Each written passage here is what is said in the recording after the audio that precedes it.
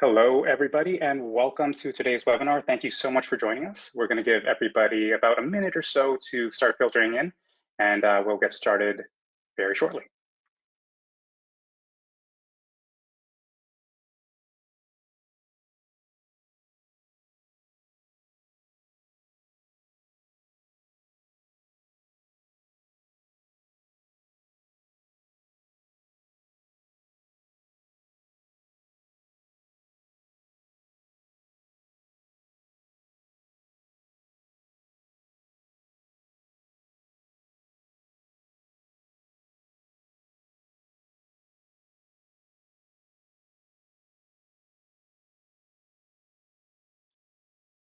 Okay, I think we can go ahead and get started. A few more people are going to be filtering in throughout, hello, welcome. Thank you so much for joining us today for the launch of the Giving Report for 2024. If you haven't had a chance yet, feel free to scan the QR code on the screen to download your copy.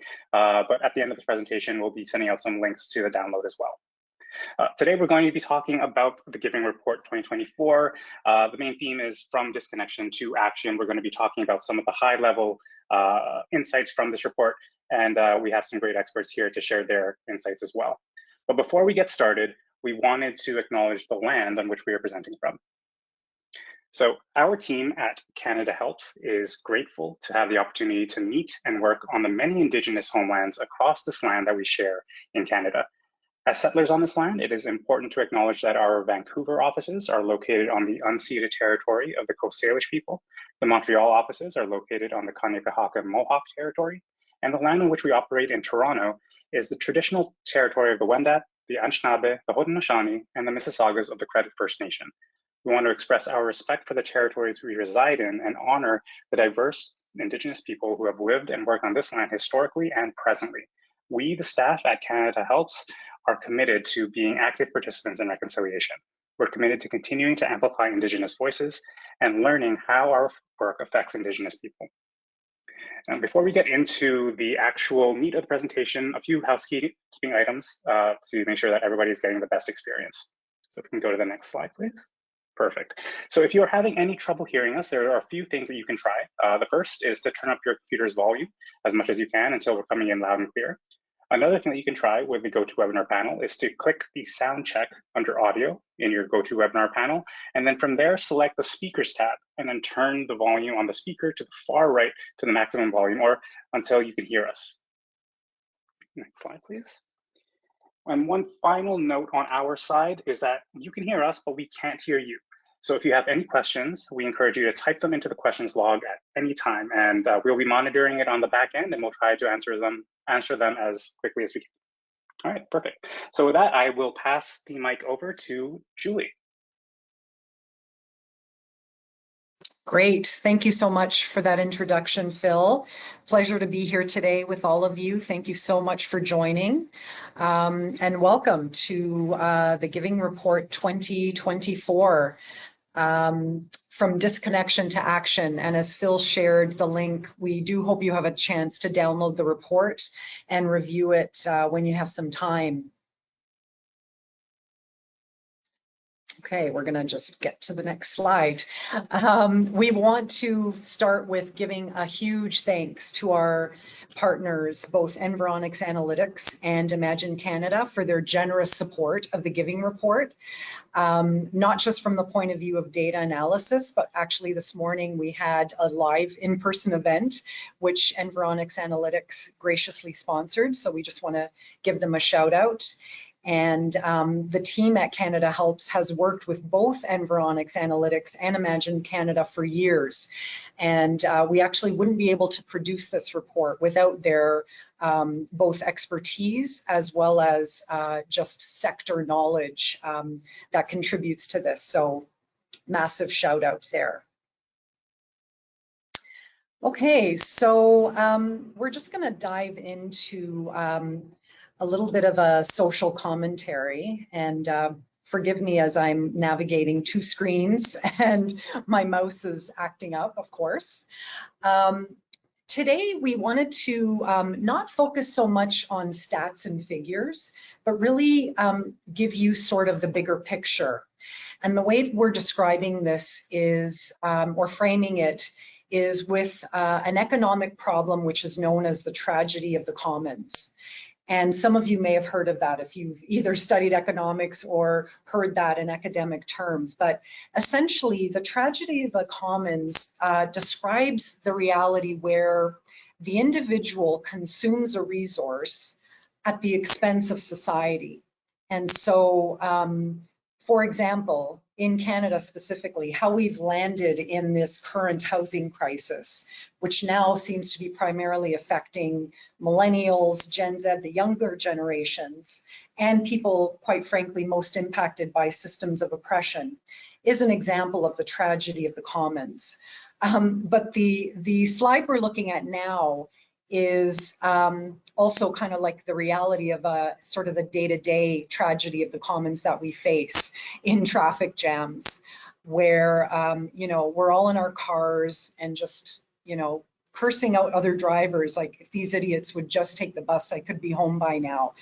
And so the tragedy of the commons reflects individualism, polarization, anger, but no action. And so what we have seen, and as we'll dive into with the Giving Report, we have an opportunity to really rebuild the commons as a society that nurtures care broadly. And as a sector, as a nonprofit sector, it's our obligation to really cultivate communities around causes to work toward change and to reverse the downward donation trends that we're going to get into. So let me just go to the next slide. Oops. Okay. Sorry for the delay with the mouse. So we started our work on the Giving Report this year by actually looking at climate change as one of society's most pressing causes, as well as one that intersects with the work that so many charities, some of whom I'm sure are on this call, regardless of cause, are focusing on. And the question we asked is, can Canadian charities continue under the strain of a financial crisis, skyrocketing demand, complex needs, and still be strong enough to tackle new crisis events like climate change or, God forbid, another pandemic? And as we socially distanced in COVID and in the years since, the broader social isolation trends that we were already seeing and experiencing firsthand grew. People were forced to stay at home, work from home, reduced our social circles, you know, by mandate from public health agencies across the country. We went out less. We lost our opportunities to connect, to meet new people, to understand what those around us who weren't our family and friends were going through.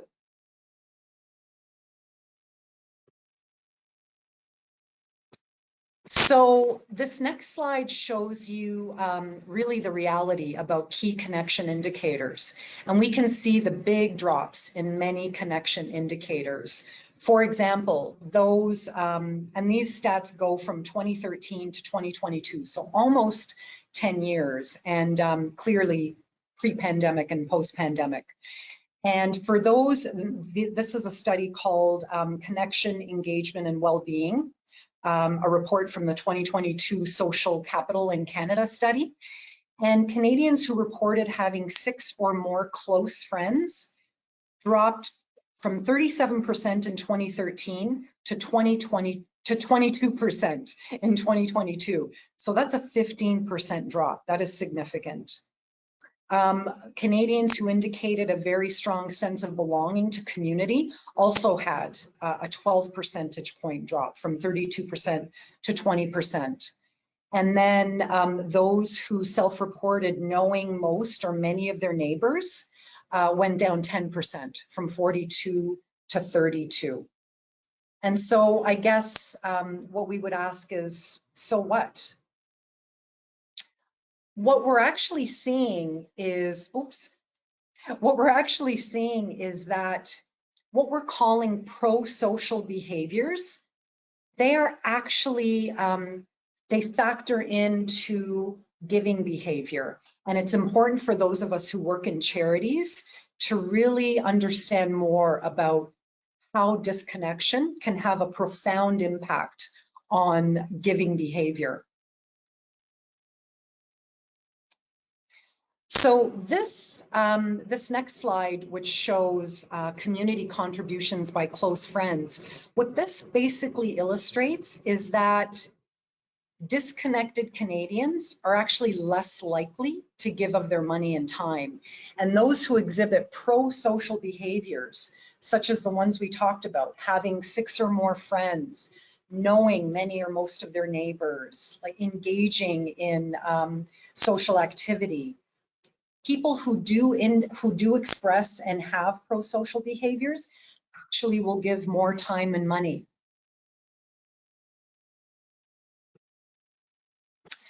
So the reality is, for us as a charitable sector, the giving trends that we are seeing are actually a threat to our ability to face not just our current crises, but future ones as well.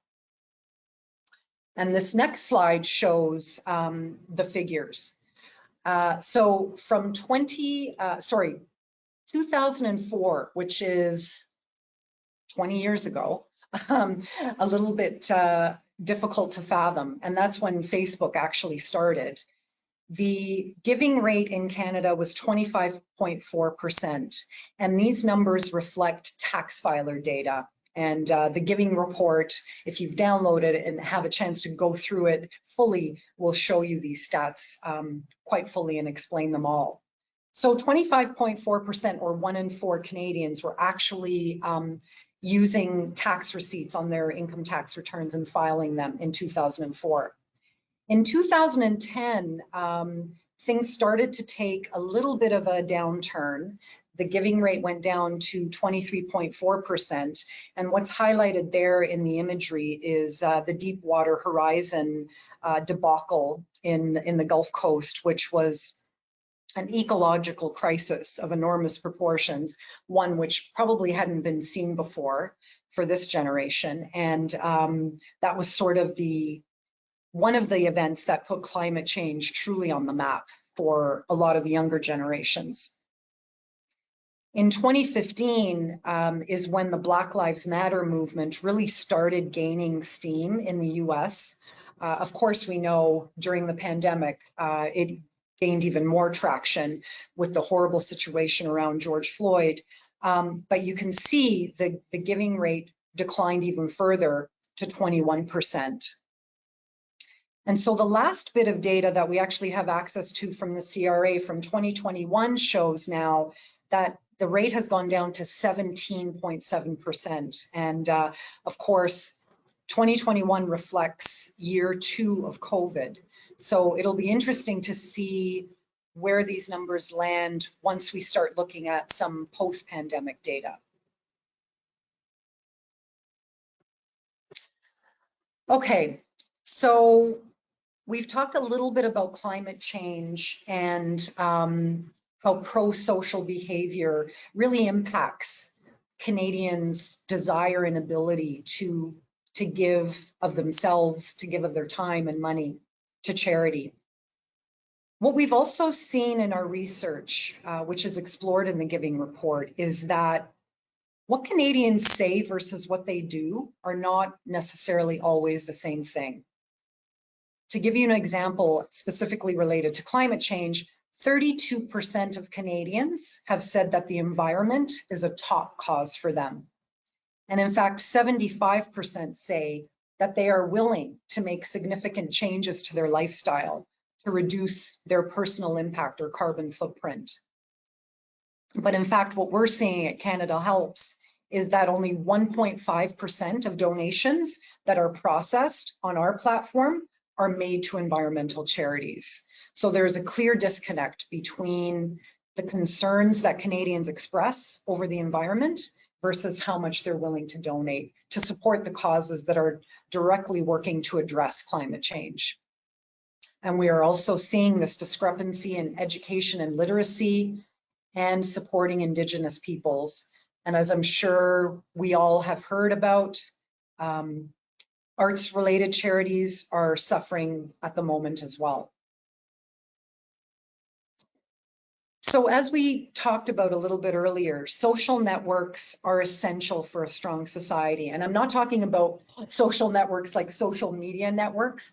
I'm actually talking about real social networks, social support systems in your life, your friends, your family, your work contacts, the networks that we all have hopefully around us. The pandemic, there's no question, has had lingering impacts on our participation. And the fact of the matter is, we all need, all of us, not just those who work in the charitable sector, all of us, human beings, need to get back into being engaged if we want to have any hope of restoring our connection to community. And we absolutely have an opportunity to rebuild the commons. So it's not a tragedy, but a success story. And we were thinking about this in terms of like what we could leave you with in terms of a key takeaway. And at Canada Helps, we would like to challenge everyone in the charitable sector to come up with 3 new ways each of you can help cultivate community around your cause before this year's giving season. And if we can take Canadians from disconnection to action, we will be stronger as a society to not only withstand monumental crises like climate change, like a pandemic, but also to build livable societies. And excuse me, the last slide I'll leave you with is a quote from a researcher in the US who says, "There is no power for change greater than a community discovering what it cares about, Margaret J. Wheatley. And some of the questions Margaret posed in her research were, what would it be like to work together again in creative and generous ways? What would it be like to be curious about who you're with rather than judging or fearing them? What would it be like to engage together in exploring possibilities rather than withdrawing in conflict or disagreement? And what would it be like to be working well together? So we hope that as you take the time to review the giving report, it's not only a sobering reality about the state of the nation of charitable giving in Canada, but also a call to action to really mobilize and think about ways that we can all act together to try and build resilience, connect communities together, and really cultivate that sense of belonging and philanthropy amongst Canadians. So with that, I am going to turn it over to Jennifer Robbins, the not-for-profit lead at Environics Analytics, and we will just make sure that her microphone is working properly, and I'll be driving the presentation. Over to you, Jen.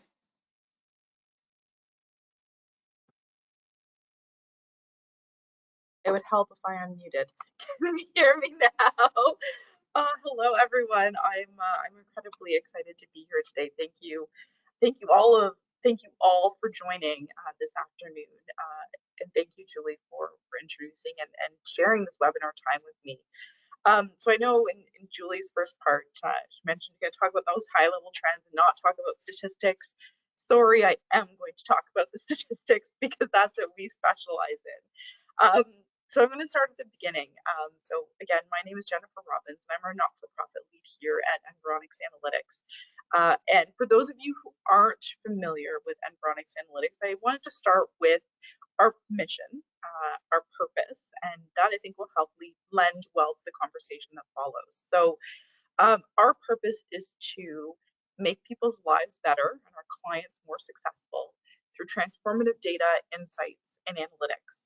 So we specialize in best-in-class data, specifically in the Canadian market, analytical expertise, and then we also do have software that can help support the analysis process. Now, in the context of fundraising or not-for-profit space, we specifically help organizations understand who their donors are through research, and also paving the way for targeted donor activations and results measurement. So with all of this, it's not really a surprise that we have been a longstanding partner with Canada Helps, and we are so incredibly proud to partner on the Giving Report and be able to lend our expertise and our data to provide insights not only for the Canada Helps team, but for the wider community as well. So what we have done and what we are bringing to the table is we've had the absolute privilege, it's been a lot of fun, to work through the Canada Helps data. So all of the donors that come via their platform, anonymized of course, and taking a look at what the trends are in the data. What types of causes are people giving to? Where are people coming from across the country? And one of the things that we bring to the table is our data. And so we can actually bring these constituents to life through our demographic, psychographic, behavioral data, specifically PRISM, which I'll talk about in a moment. I will say, having worked with Canada Helps on the Giving Report, it's been fascinating to watch the trends year over year. I mean, I distinctly remember when we took a look at the 2020 data, this huge influx of donors specifically supporting health-related causes, not surprising given the pandemic. And then in 2022, we saw basically Canadians rallying to support Ukraine. And of course, then this year, which I'm alluding, spoiler alert, to the next few slides, is some of the impacts of rising inflation and how we're seeing that translate into the donors today. And I know Julie spoke very eloquently about those high-level trends that giving has been going down for many years now. I am specifically going to be speaking to what we're seeing in the past year, and again, a little bit more of those immediate impacts. So let's delve in. And I covered most of this already. So I think we can skip to the next slide. My apologies. So I wanted to start with PRISM. So I did talk a little bit, give you a elevator pitch, so to speak, about what EA specializes in. But one of the things we're most known for is our lifestyle segmentation system. And so we take demographics and behavioral data, psychographics, media preferences, and we model that out across the country. And so you'll see a sampling here of segments. There's 67 lifestyle segments across the country, all at a Canadian residential postal code. So if you have a moment, you want to kind of get a little chuckle, you can scan the QR code here, put in your postal code, and the PRISM segment that's being assigned to your neighborhood will pop up. And it will tell you a little bit about either yourself or your neighbors. And this is the foundation of one of the pieces we've used to help bring to life the Canada Helps donors to build a story about what's going on. So if we take a look at the next slide, we're going to start with the doom and gloom story. So fewer donors. Again, we've seen this decline in the tax filer data, and Canada Helps has actually seen a big influx of donors, but unfortunately last year did see that decline as well, impacting their digital donors. And so you can see here the number of donors declined through the platform 9%, and there are four of the 10 groups that actually saw quite significant decline, or more than that average. And there's a few things about these groups that really stand out to me. And again, I know you're watching this virtually, you can probably see some of the pictures, but there's a couple things that point out here. One, these are all urban segments, so living in and around the downtown cores of the major cities across this country. They tend to skew younger. All the people illustrated here do look as younger folks. And so we're seeing that big decline with the younger population. And also diversity. Now, we saw a really big influx of both younger and more diverse audiences in the Canada Helps data set a few years ago. Again, that rallying cry for the Black Lives Matter, the Black Solidarity Funds. And it seems that we're seeing a bit of attrition, and those types of audiences are falling out. And this begs the question of why, of course, which we don't have all the answers to. But as I alluded to at the beginning, I do think some of those economic factors are really are starting to hit home for some of these different audiences, especially when we factor in, as Julie said at the top, the housing crisis that we're currently in. Now, it is not all doom and gloom. So we move to the next slide, talk about some of the more positive trends that we're seeing and happier things that come from the data. So that the next point, even though the actual literal number of donors is going down, we are seeing the gift size go up. So those donors that are giving more. And I think they're probably paying attention to what's going on in our sector, that need for services that the charitable sector is providing, kind of this headline knowing that number of donors is going down. And so they're stepping up to the plate. And where we're seeing this biggest increase is completely the opposite of what we saw in the first one. But this is in slightly older, but also more suburban town and rural areas of the country. So absolutely outside of or in the peripheries of those major city centers. And again, this could come down to the fact not feeling that squeeze on mortgage rates as much, perhaps not feeling the squeeze of interest rates, inflation as much. Again, hypothetical, again, from some of our other data, but these are some of the hypotheses of why we're seeing this. And it could also be simply just the causes that they're supporting. Now, the next silver lining that we see is also a rise in monthly donors. And so this is good news. This is sustainable, consistent revenue that we're looking at here. And so Canada Helps has seen a boost in their monthly donors. This has more than doubled since 2019, the number of monthly donors they have. But 2023, they saw a boost again. So 9% increase in the number of monthly donors and a 10% increase in the dollars coming through. So again, slightly higher dollars. And similar to the previous slide, it's the exact same types of people who have continued that engagement and grown that engagement. So you see again that suburban rural families.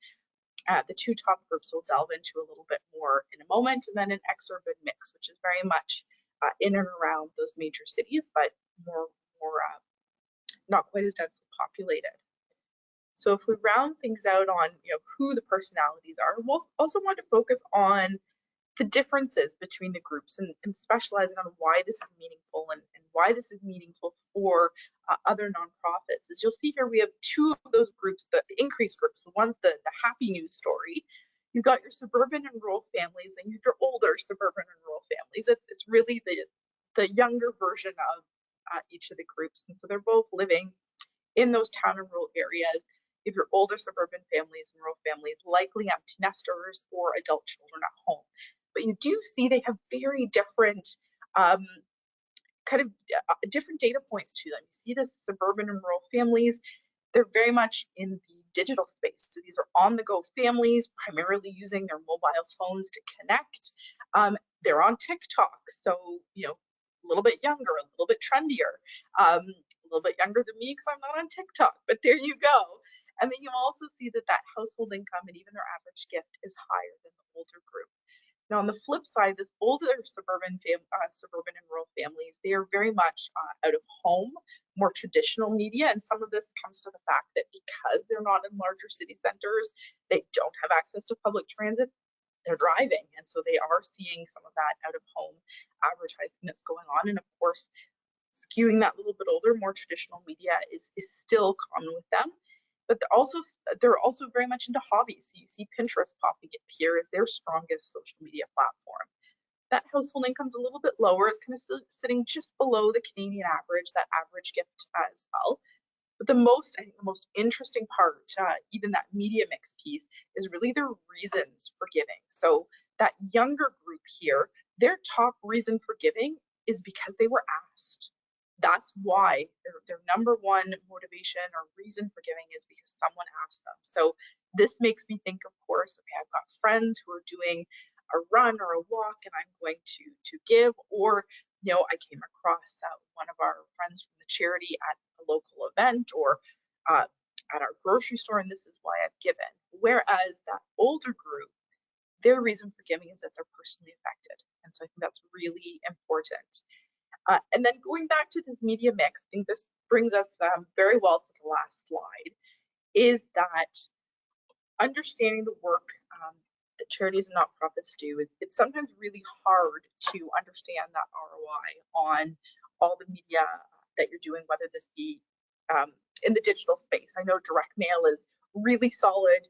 You can send out your mailing, you know who you've mailed, you get the results, you know where that success is. But in that digital space, it's really challenging to know what your ROI is, especially after making the big investments.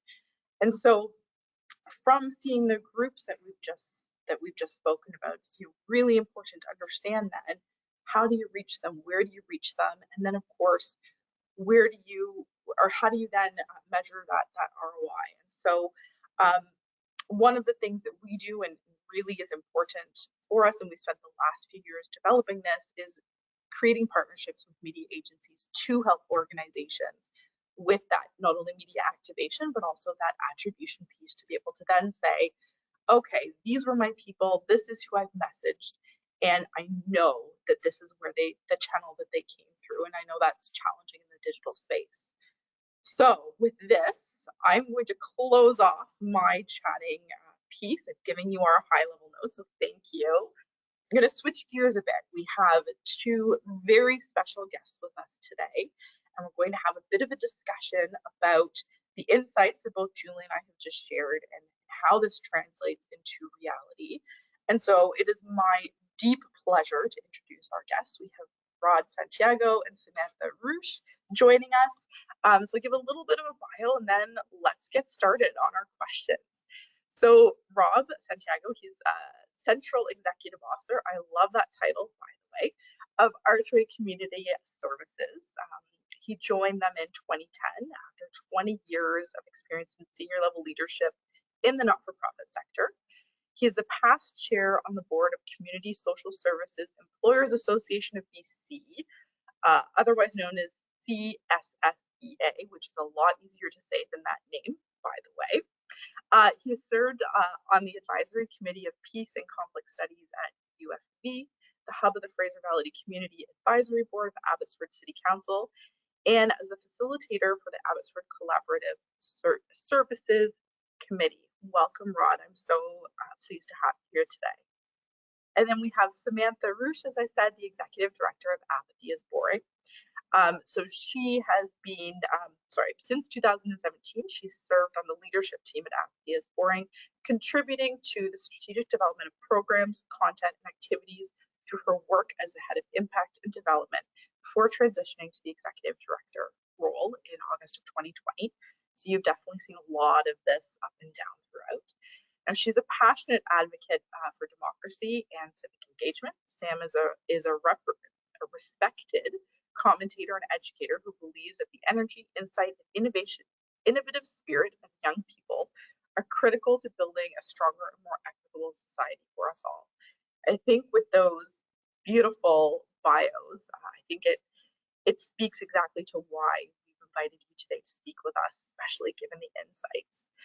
So welcome. So to kick things off, a question for both of you to start off. So as outlined in the report, the number of Canadians who make charitable donations has declined for the 11th straight year. Okay. So this is, I spoke about the immediate, we're seeing these economic challenges, we're seeing this decline in specific populations. This is very evidently more than just about recessions. This is more than pandemics. This is more than inflation issues. Again, this has been going on for so long. And this is also a very big concern given the charitable work that we do. So from your perspective, how do we reverse this trend of fewer Canadians giving in the traditional ways, like donating to charities? And Samantha, I'll start with you. Sure, thank you so much. I'm so happy to be here. I think I'm of two minds in this one, because I feel like on one hand, it's like good news, it's not your fault, but nonetheless, it's still our problem. So I think it's really important that we all sort of as a sector have these conversations. I guess I'll start by saying that start with the not our fault. I think as Julie illustrated so well, I think these trends and these declines and these problems are being seen across what we would define as sort of the democratic space. So we're seeing decreases in volunteerism, decreases in social capital, and we see that a lot with young people. So the number of social connections that they have and that they maintain, and also just in general with sort of political engagement across a number of different indicators. So I think this problem is far felt and far ranging. I think that we're coming down to it. It's become sort of embedded in our culture, and not to harp too much, because I think the the causes are diverse, but I think it is really important that you highlighted sort of the decline starting with the advent of Facebook. There's a lot of evidence to suggest that as smartphones and social media became more integrated into our day-to-day lives, that we have seen a decrease in in-person interactions. And I do think that that accelerated during the pandemic and sort of at the tail end coming out of it. I think a good way to look at this or think about this is that because we have so many different ways to engage now, so many different ways to get our information, it's not so much thinking about like, oh, creating, you know, what's the like what is social media doing to us? Like, I think there's a lot of things you can say, but I think what I like to focus on, particularly in our work with young people, is what is the opportunity cost of the time that we're spending on social media. And I think that that's a really good way to look at it. It's not about replacing social media or getting rid of it or being all black and white in terms of how we approach a solution, but it is worth considering the things that we're not doing as we're spending time on there and trying to balance that better, have a better understanding of the time we're investing online versus in our communities, and trying to rebuild from there a sort of in-person embodied experience for people living in our society. I love that. I love that it's not our fault. I think that's a great takeaway. And Rod, what about you? Thanks, Jennifer. I'll start by saying that I live and I work and I play in the lands of the Stalo people here. And specifically for us, the Mathakwe, the Tzamath, the Nooksack, and the Lakamo nations. And I am grateful to be able to walk alongside and be an ally to truth and reconciliation in our on Turtle Island. I also live and I work and I play with my wife, our eldest daughter, her partner, and our 3 grandkids. So I'm part of that population that is on the older side, but also get the pleasure of living with my 3 granddaughters and seeing what it's like to be a community even within one household. So community is certainly something that's important to me as an individual and to us as an organization. In response to your question, I would say that part of the reality is that there are just so many choices today of where we pour our time, where we pour our energies, our dollars, our attention. And so in this world where there is absolutely no shortage of places to put your focus or where you want to choose to invest yourself, I think there is the onus on us in our sector is to have compelling rationale for why this, which goes back to, for example, our vision at Archway Community Services is justice, opportunities, and equitable access for all. Everything that we do, the actions that we take are based on aiming for, striving for that justice, opportunities, and equitable access for all. And how can we actually invite other people to be aware of what that could mean in our society and walk alongside and be partners, not just donors, not just funders, but neighbors and partners. And from a perspective of collective impact, how can we together be making the difference that we want to be happening? So it is about relationship and engagement. How can we create those opportunities to be in relationship with one another, and out of that be able to walk out, okay, what are we aiming for then? What are the shared pieces that we're aiming for, and be able to do that? Oh, I love that. The inviting people to walk alongside you. That's such a powerful message. Thank you. Okay, so next piece. So throughout the report, there's this underlying issue between the environment, social connectedness, how causes like mental health, social services, or crisis relief intersect, and of course, giving trends. According to the report, almost 48% of Canadians express anxiety about climate change on at least somewhat of a regular basis. So a question specifically for Samantha, and then a question specifically for Todd. So Samantha, for yourself, the work that Apathy is Boring is focuses centered around having young Canadians participate as active citizens in meaningful ways through the democratic process. This includes programming like the Net Zero and Youth program, which helps youth understand what it means to be net zero.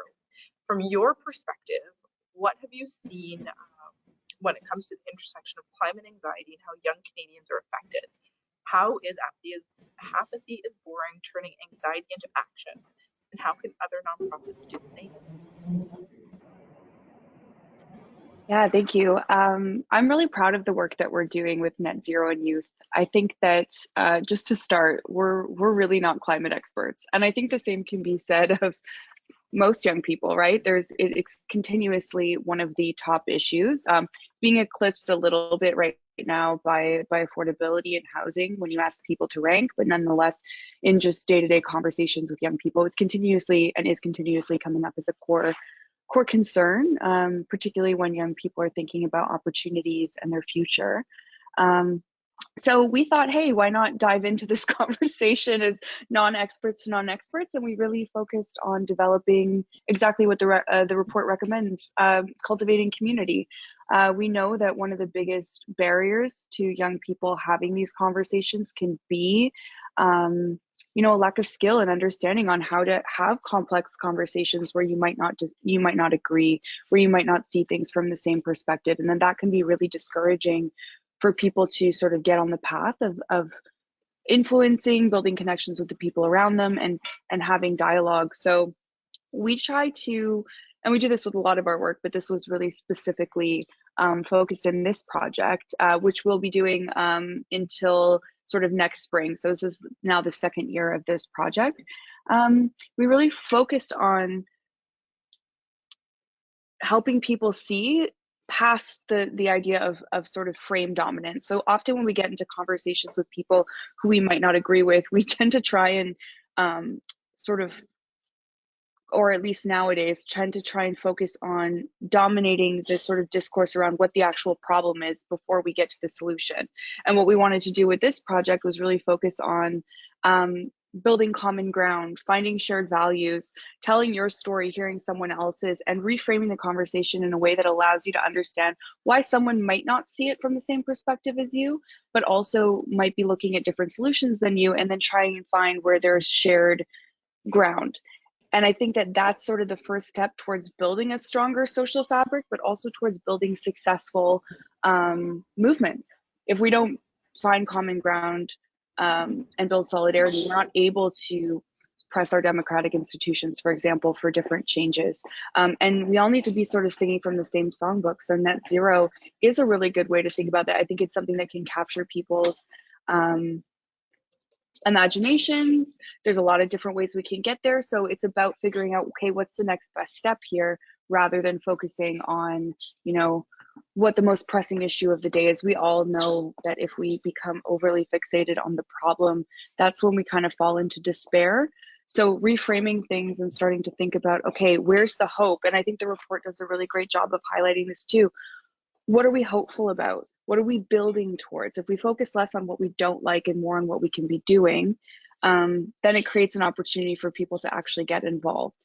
And it's harder to do for all the reasons that were mentioned, because of this isolation and disconnection that people are feeling.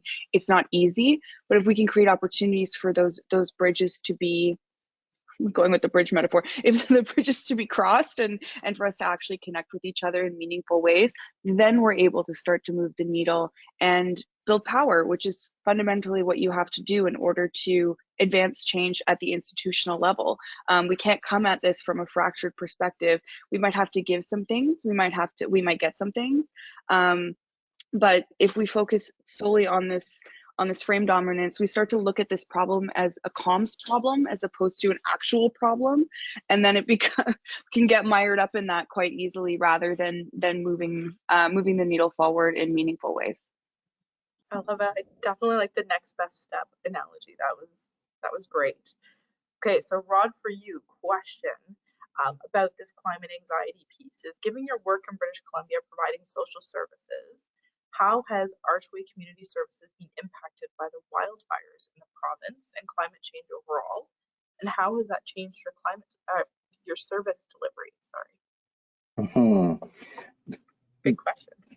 Like it's a huge question, and one that is relevant to everyone who's a part of this today, because in whatever way you're seeing climate related issues and realities as well. For us, it has been, you go from wildfires to heat domes, and then in November of 21, we had floods in the Fraser Valley, where we actually got to see a coming back of the Sumas Lake, which is the Sumas First Nations used to be their main thoroughfare, their main way of their grocery, their way of living. In a matter of 2 days, we saw what used to be highways and what used to be buildings and trees just completely covered by a lake.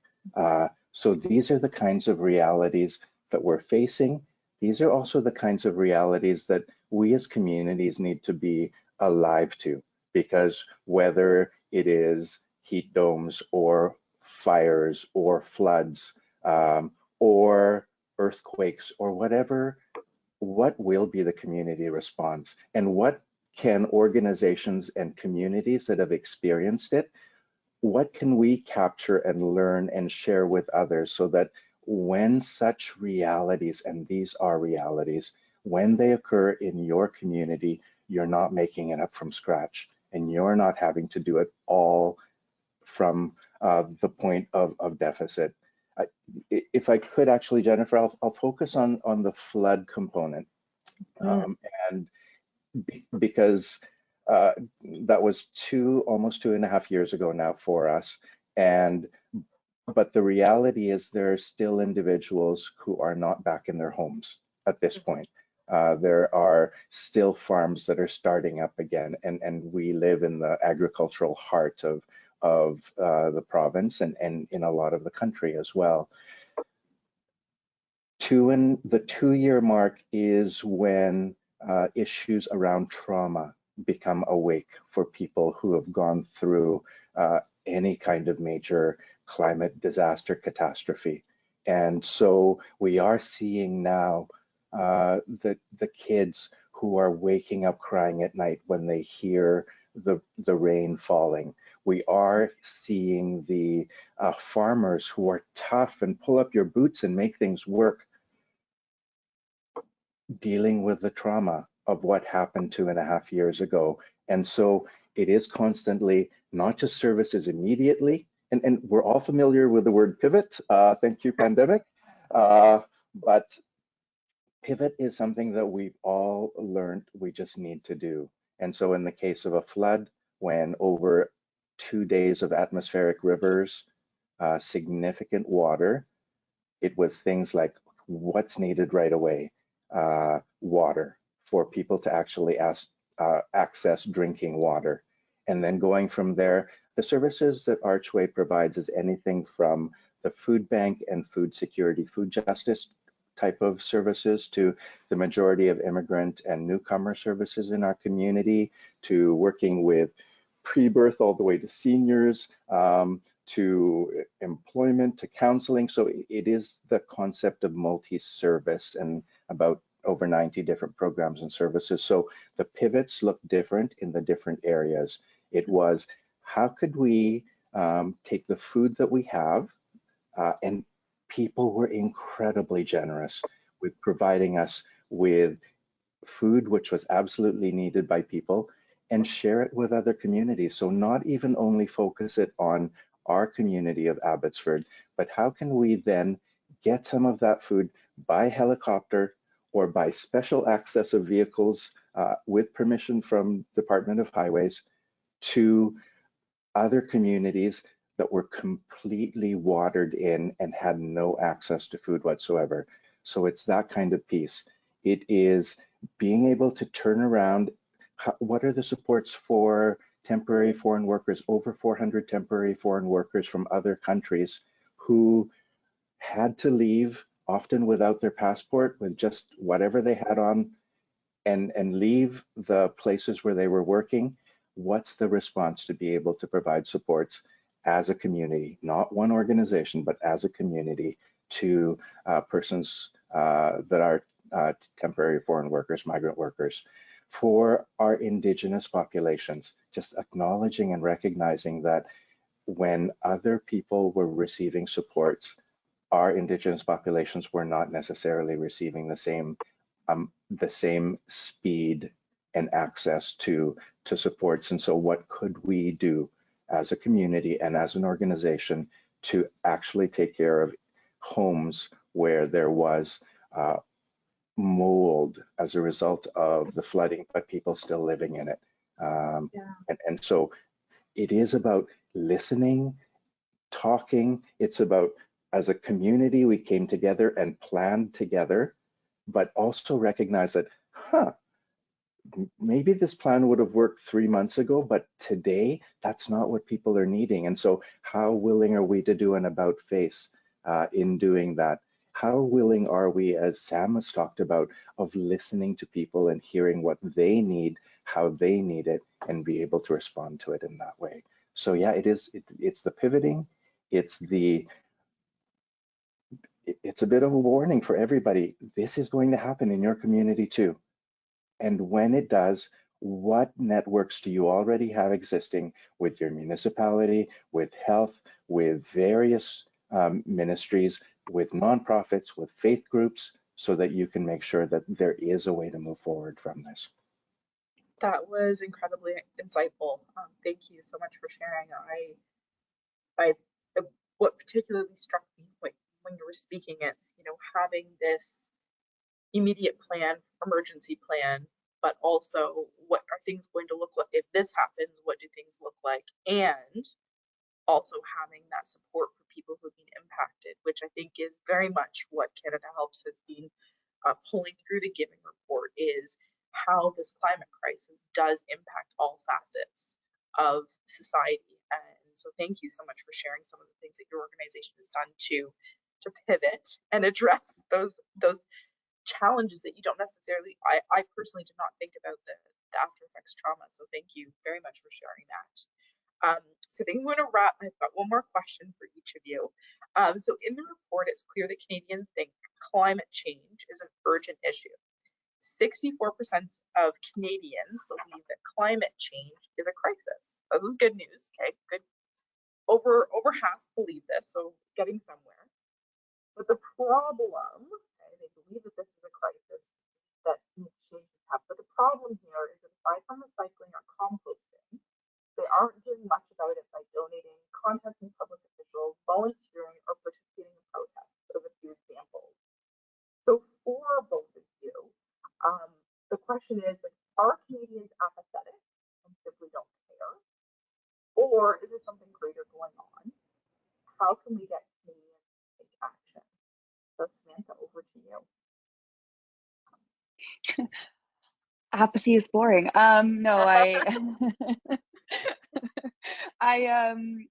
listen, I've never met a young person that doesn't care about anything. And I think we can probably say the same about older Canadians, whatever generation you come from. Every single citizen has something that is engaging to them that they feel passionately about, whether it's something, as you were saying before, that affects you directly, or something that you feel is a societal problem that you feel responsible towards addressing.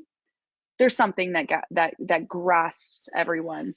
I think it's really important for us to remember that people might care about the issues, but that doesn't mean that they necessarily have a place within the process or feel that they have a place within the process.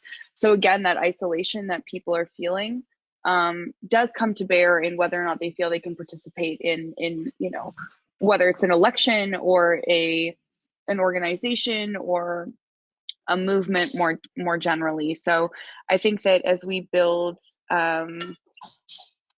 movements, as we build a path forward, we have to remember that we have to be meeting people where they are at. And that might mean that they're alone. That might mean that they're mean. Like, it might mean that they're not necessarily people that we like or that we, but that doesn't mean that they can't find a place within the work that we're trying to achieve. I think a lot of people feel very powerless, particularly with respect to our democratic institutions.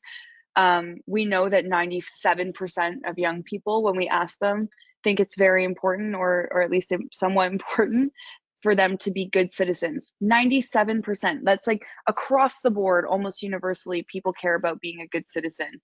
When we then try and figure out, like, well, do you vote? Do you do these other things? They don't.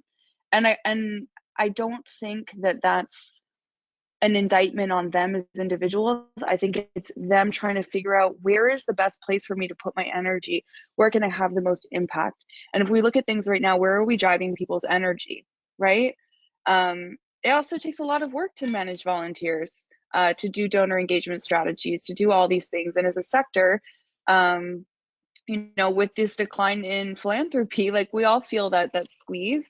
And so I think collectively thinking about how we can be building a better culture, that's like a really big thing to say, but I think it is the most important thing. If we want to be living in a society where the public interest is enacted upon by our governments, if we all have a collective understanding of what that even means, listening to what Rod was just describing, I mean, I don't think that anyone thinks that the situation that's being lived in British Columbia is something that we would agree is sort of in the public interest, or something that we're willing to compromise on. So how do we find ways to build the structures to move forward in a world where civil society, faith-based organizations are declining in numbers? It's a huge challenge, and I think we can do hard things. Like, I think it's important, but starts with having conversations like this. And Rod, what about you? Sam, thank you. First of all, just encouraging words that you're speaking there. Apathy is real for some people, but also sometimes what may look like apathy may be people overwhelmed, and it might be overwhelmed because of the isolation and the loneliness that they're dealing with, or it might be that they don't know how to be able to step out and do something about the current disconnectedness and inaction that they're in. So again, I think the onus would be for community to be creating the rationale, creating the impetus for people to care. When we have dealt with issues of people who are unhoused in our community, it used to be a community where people sat at their couches and they watched. But we worked as a community to the place where, rather than sitting on their couches, they actually walked the streets and connected with the people who are unsheltered or unhoused, and ask questions and realize that this is a person. In the same way, and as Archway, we actually run the recycling for our two municipalities here of Abbotsford and Mission. We do urban farms to make sure that multiple generations can actually get their hands in dirt again and remember what it's like to grow food, to have the health of that. So within that context, what are the things that we can do to ensure that people are invited to be able to buy into something? And the invitation comes in many forms. So when we develop our strat plan every 3 to 5 years, I will, and not just me, but many people in our organization will talk to the people who walk through our doors, we'll talk to our donors, our funders, and just say, here's the issues that we're hearing about. What are you hearing about? And how can we align those areas where we actually have shared values and work on them together? And then the year after, I'll get together with the same people again and say, okay, here's what's happened in year 1, what's happened for you, and what kind of things can we work on together? And year 3 and year 4. So it is, what are the things that we can be doing to be inviting donors to say, I care about what is happening, and I'm going to care with my feet, because I think we are also seeing that people don't just want to give money. They want to believe in what they're doing, and they want a choice and a voice in terms of what can happen in that area, and to be able to, and not that there's anything easy about it, but to create the spaces for that to happen, and to happen in a collective way. Oh, on that wonderful happy note of I care, I'm taking that away from the end of what you said, I care. Thank you both so very much for your time this afternoon, for giving your own expertise and really bringing to life some of the key insights from the Giving Report. So Rod and Samantha, thank you. This was incredible. I really appreciate, or we really appreciate your time today. Thank you. Thank you, and thank you, Jennifer, for your presentation as well. We don't have time. We did receive some questions and we don't have time to cover them all. So we will definitely follow up with participants individually. But I did quickly want to just cover a couple of questions that came in around the source data. So just to clarify, the figure that I showed you about the decline in giving from 2004 to 2021, that actually represented CRA tax filer data, and this is all highlighted in the Giving Report. So that is not Canada Help's proprietary data, that is from the CRA. And yes, it essentially shows those Canadians who file income tax returns and actually who claim taxable benefits, or who use their tax receipts on their returns. So very important distinction. That does not include the many ways that charitable giving takes shape, like crowdfunding, like giving of your time, or in-kind giving, and that type of thing. So very important distinction. And we realize there's some big gaps in data. And anyway, I encourage you to read the report because it's got so many stats and figures from a variety of sources, and we will do our best to follow up with every individual who's submitted questions one-on-one. So I just want to thank you all for taking part. This has been a great discussion. Jennifer, Rod, Samantha, and Phil, thank you all, and everyone have a great day. Thank you. Goodbye all. Bye-bye.